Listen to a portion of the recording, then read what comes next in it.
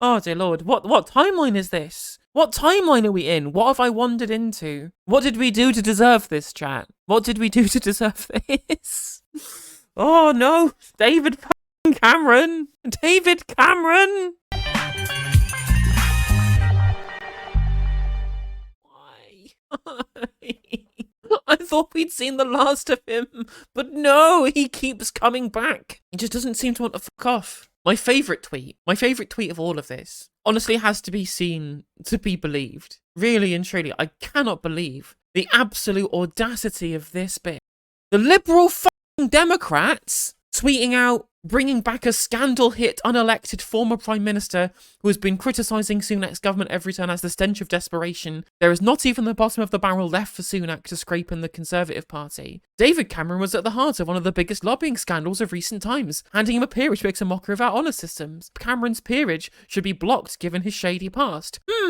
His shady past, Liberal Democrats. I wonder who might have enabled him to be able to get into so many powerful positions. I wonder who the went into coalition with David Cameron's Conservative Party in 2010 and made him one of the most powerful people in the world. The absolute audacity of this bit for putting him into number 10 and then acting all high and mighty now that he's being considered for a peerage.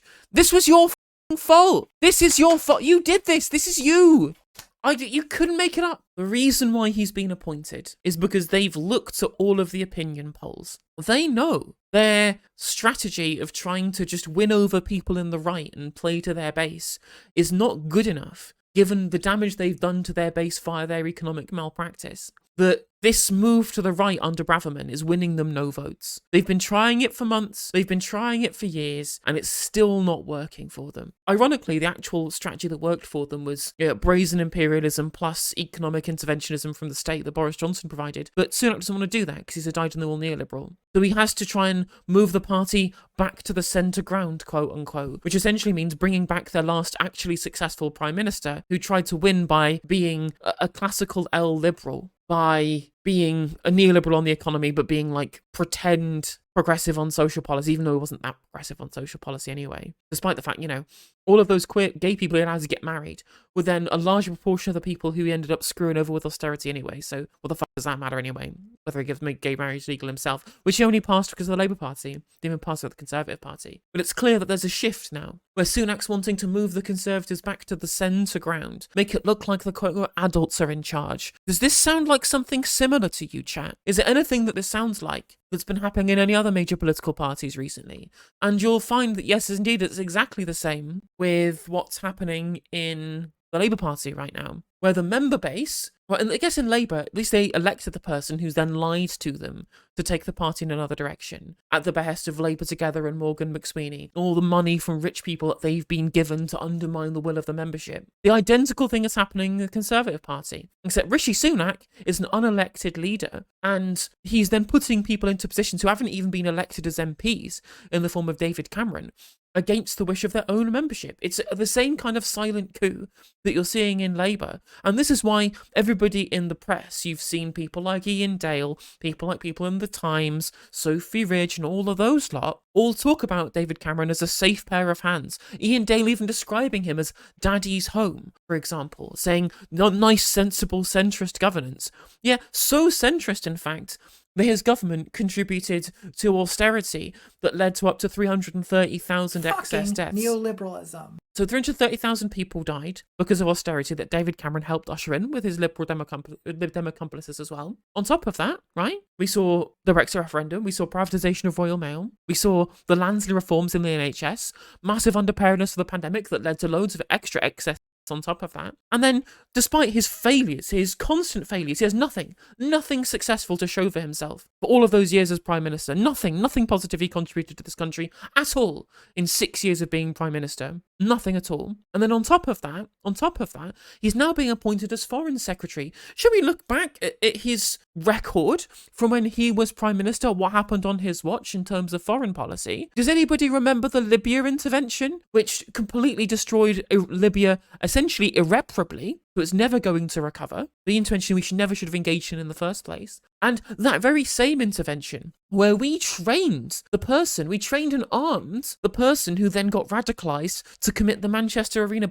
That's our foreign policy record from under David Cameron. So the fact that not only his failures as Prime Minister in terms of all his other policies are being swept under the rug, right? All of the liberal types who see his only betrayal as being Brexit, right? They're putting that to one side, and now that Suella Braverman has gone. Yet they don't remember everything else. They don't remember Libya. They don't remember austerity, do they? I literally, in my mind, is the worst Prime Minister of all time. And the fact that all of these centrist types are trying to whitewash history to try and claim that he's some kind of sensible centrist pragmatist when he is the most entirely profligate leader this country has ever seen outside of potentially Boris Johnson just shows how dumb and how completely politically incurious these people are. It's a damning indictment of our country that this man, not only is he's not even elected, right? He's been thrown a peerage just so they could bring in the quote-unquote big guns.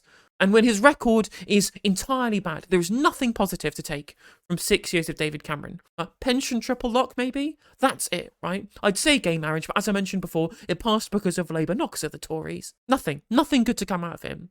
But of course, he has the right vibes. He has the right vibes, chat. He talked about big societies and hugging hoodies, as Kath points out in chat, right? He's got the managerial vibes. He's a sensible, safe pair of hands. The adults are back in the room. That's what this is, guys. The adults are now back in the room, chat. Looking forward to that. Deeply, deeply incurious people. David Cameron promised the greenest government ever and it failed. Now Theresa May is following his lead. Yep, cut the green crap. Another David Cameron success story that's led to the energy crisis that we have now.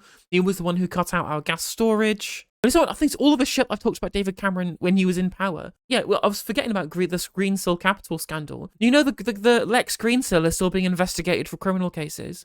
I asked him a very important question about the windfall he received when he wrote off the mortgage of the premises in Notting Hill, and I said to him he didn't write off the mortgage of the one the taxpayers were helping to pay for at Oxford. I didn't receive a proper answer then.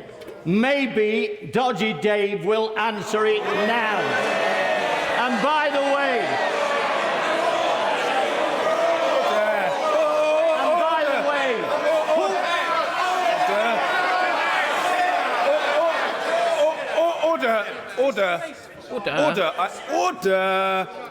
Order. I must ask the honourable gentleman, order. I don't require any assistance from some junior minister. An absurd proposition. I invite the honourable gentleman to withdraw that adjective that he used a moment ago. He's perfectly capable of asking his question without using that word. It is up to him, but if he doesn't wish to withdraw it, I can't reasonably ask the Prime Minister to answer the question. All he has to do is withdraw that word and think of another. Sorry?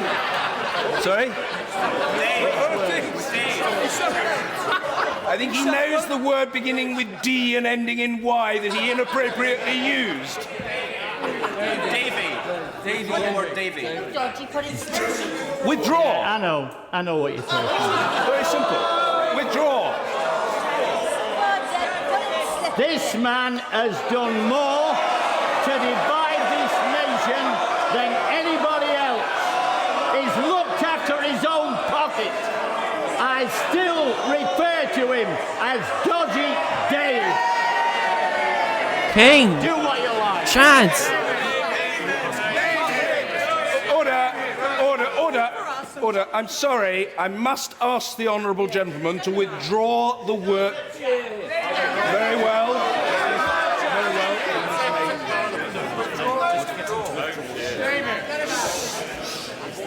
Under the power given to me by Standing Order number 43, I order the honourable member to withdraw immediately from the House for the remainder of this day's sitting.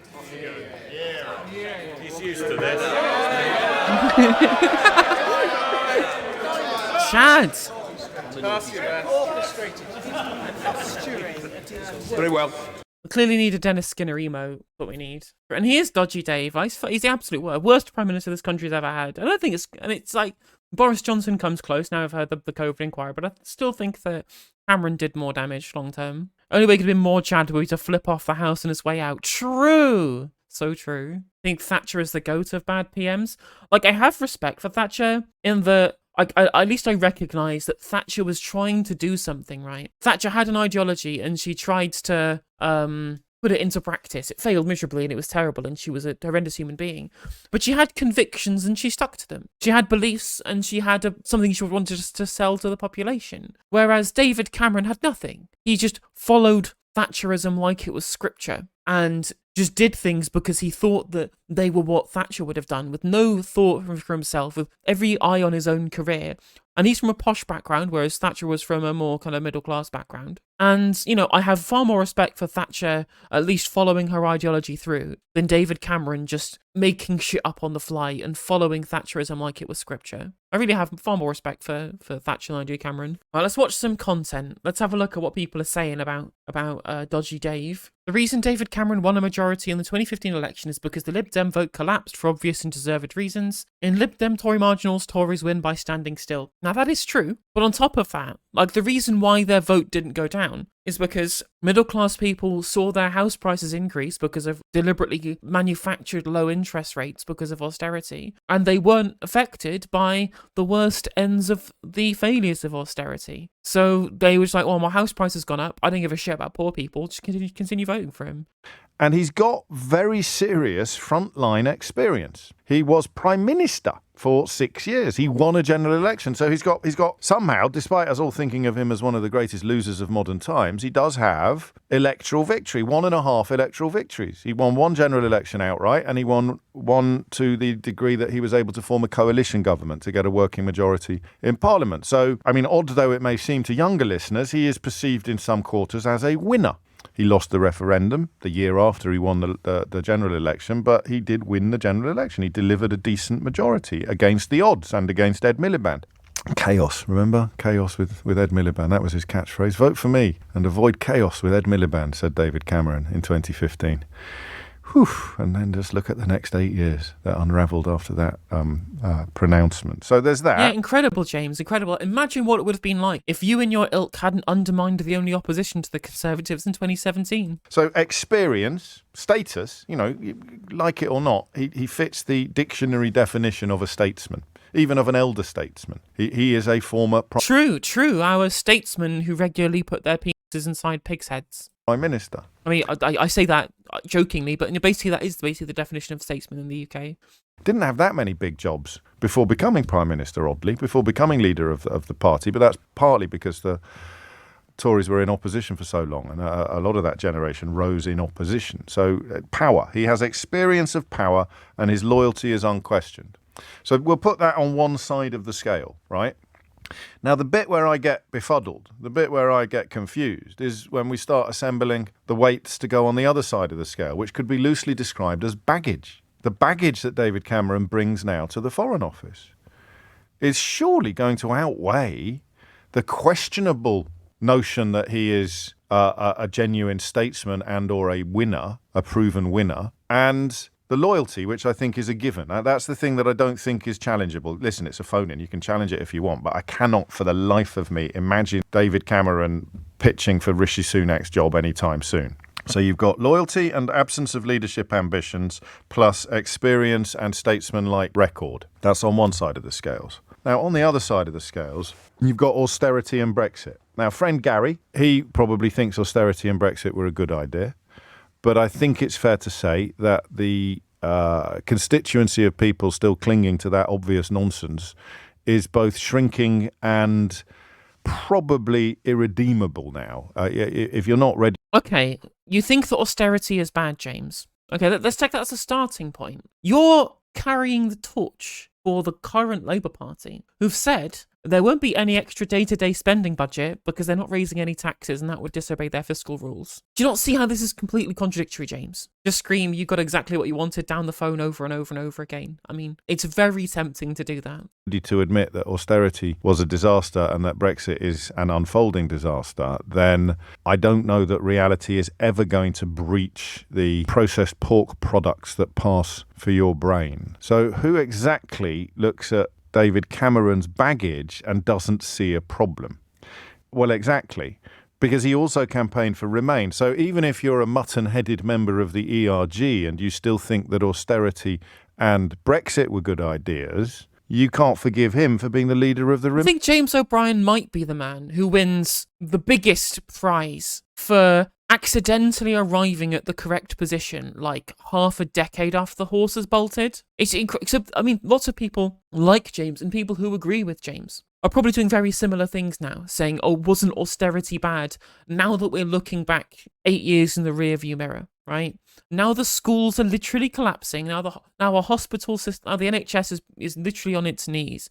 Since, we look back and we look at the David Clapsons of this world, the UN Special Rapporteurs for human rights violations of the disabled, what have you. They can now look back and say, wasn't austerity terrible? You'd have to be an idiot to think that austerity was anything other than terrible. And I'm like, okay, during the entire period of 2015 to 2019, James, you never mentioned it. You never talked about it. You were too busy attacking the opposition. You were too busy prevaricating about Brexit and shit like that, right? There was an ideal period to talk about whether austerity was bad, and that was at a time when we could have stopped it. That was at a time when we had an opposition that opposed it. But, you may have understood that austerity is bad now, but maybe you should have listened to people like us when we were telling you that we should have been going away from austerity back when we were in the middle of it and we could have changed it.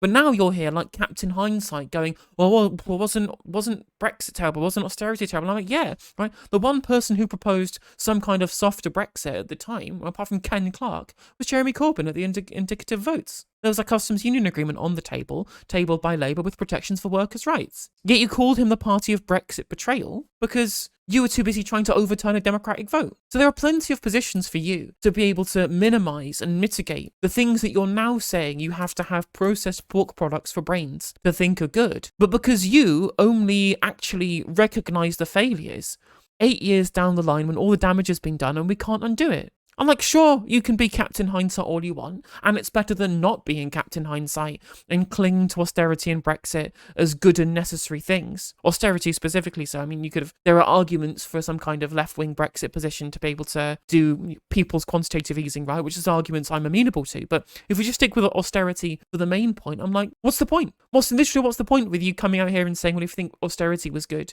then you're an idiot? And I'm like, you thought it was fine at the time. Or at the very least, you thought it was not worth getting upset and complaining about because at that time you weren't affected by it. But now you're seeing the actual problems with it, having it screamed in your face by everyone to the left of Gerhard Schroeder, who lives in the UK. And now you're acting all high and mighty for disagreeing with people who still hold the position that you held 8 years ago. And so I don't have any sympathy with his position at all. Austerity has run its course enough to affect the middle classes. It's materially affecting people now who'd only have thought of it ideologically before. Yeah, exactly, 100%. It'd be interesting to see whether he actually said that austerity was required. I mean, I think most of these people didn't think austerity was necessary or thought the government was just balancing the books, but just didn't have it enough in the forefront of what they were talking about because they were too busy discussing tuition fees, or they were too busy discussing Brexit. They were too busy discussing other bits and pieces of policy when austerity was like their front and centre piece of economic policy. Right? So I don't think James O'Brien was ever a cheerleader for David Cameron, although he certainly preferred David Cameron to Jeremy Corbyn. I don't have enough history of his content. I mean, I definitely listened to a lot of his old content. I did a whole bit on James O'Brien where we listened to his old call-ins about domestic politics back when Cameron was leader. And I never got the impression that he ever was as strong a critic of David Cameron as I was then, and as he is now.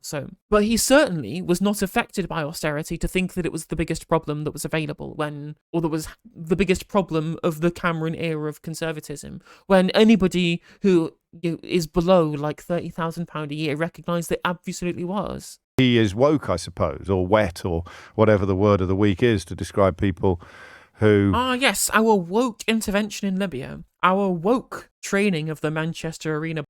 Very, very true. Although I guess he was so woke that he described Gaza as an open-air prison camp in 2010. And then Saeed Avasi resigned from his cabinet in 2014 because of his support for Israel. And now, would you believe it, chat? Would you believe it? Turns out that Saeed Avasi does indeed not have a single leg to stand on, because she's now praising David Cameron for being appointed into the Foreign Secretary position. and talking about thoughtful, compassionate leadership when it literally was his cabinet that she resigned over from when they were doing Operation Protective Edge in 2014 in Israel. That was like these people don't have any consistent positions. They have no morals, nothing. It's all vibes to these people. I'm so disappointed inside of Arcee. I guess I don't know why I had any thoughts of anything else. She's a Tory after all, but you know, at least she had principles before, but she seems to have forgotten all of them. Well, we've had a bit of positive reaction, haven't we, so far from our guests this morning about that appointment of David Cameron, Lord Cameron, to the Foreign Office. I just want to balance that. I've just been leaked a WhatsApp message from a Conservative MP group talking about that appointment. I will resist pointing out, the message says, that David Cameron is mired in Greensill, the largest lobbying scandal to hit the government. He had to resign because he failed to stand up to the EU and is completely gutless. He won't be able to address the House of Commons while we are actually witnessing two major conflicts. And finally, he is an unelected Foreign Secretary appointed by an unelected Prime Minister. Let's see how this one plays out. So that WhatsApp message sent to one of the Conservative MP WhatsApp groups. The fact that David Cameron gets described as a centrist when, you know, he's literally the most right-wing economic policy our country's ever had, I find very grating, extremely grating. Hey there, if you enjoyed the video, make sure that you like and leave a comment. That helps the video out in the algorithm. If you subscribe and ring the bell, it'll let you know when I go live. I stream every day on YouTube and Twitch. You can also follow all of my socials down in the description. And if you want to support me in a more financial manner, there's a join button for membership to just 99p to be a member on YouTube, as well as a Patreon, and there's some merch there as well. And hopefully I'll catch you on the next video. Take care.